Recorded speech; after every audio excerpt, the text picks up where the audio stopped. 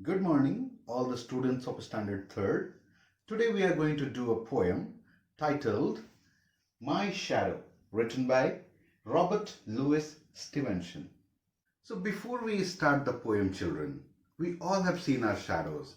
So have you ever tried to hold your shadow? Have you ever tried to chase it? Or have you ever tried to run away from your shadows? So in this poem, we are going to see what funny things the poet used to do with his shadow when he was a child like you. I have a little shadow that goes in and out with me, and what can be the use of him is more than I can see. The poet, as a child, couldn't understand his shadow. It goes around with him. Wherever the poet goes, when he goes out of the house or when he comes into the house, the shadow follows him. He is very, very like me from the heel up to the head. And I see him jump before me when I jump into my bed. But when the poet looks at his shadow, he finds it that the shadow exactly looks like him from the head to the toe. And the shadow even jumps into the bed before the poet jumps. The funniest thing about him is the way he likes to grow. Not at all like proper children, which is always very slow. For he sometimes shoots up taller like an Indian rubber ball, and he sometimes gets so little that there's none of him at all.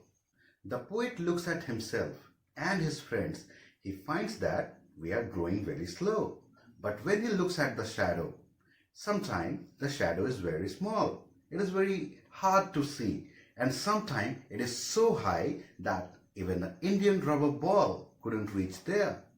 So this is the very funniest thing about the shadow poet finds. He hasn't got a notion of how children ought to play and can only make a fool of me in every sort of way.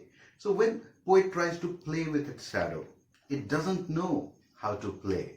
Suppose when poet wants to race with him, or when the poet throws a ball towards the shadow, it couldn't catch it, or it couldn't race with him.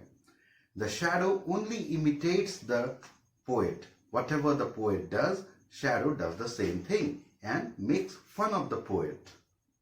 He stays so close beside me. He is a coward, you can see. He would think shame to stick to nursie as that shadow stick to me. Whenever the poet walks, he always see the shadow beside him. So the poet thinks that the shadow is scared of something. So he calls shadow a coward. Nursie, a maid who takes care of a child. So poet find it shameful even to stay with a nursie for all the time. But the shadow, it always sticks with the poet. One morning very early, before the sun was up, I rose and found the shining dew on every buttercup. But my lazy little shadow, like an errant sleepy head, had stayed at home behind me and was fast asleep in bed. Buttercup is a flower, children. So one morning, when the poet wakes up before the sun to see the dew shining on the buttercup, he saw there was no shadow. So then he thought the shadows might be very lazy to wake up so early in the morning, and it might be sleeping deeply in the bed. Okay, children. So this poem is basically about our relation with our shadows. As we saw in the poem, that shadows are our companion. They are our playmates. And sometimes they hide beside us like cowards, but still they never leave us. But the only time to tease a shadow is a morning time before the sun rises. I hope you enjoyed the poem, children, and understood it. If you have any questions or queries, you can write down in the query section. Till then, thank you very much and God bless you all.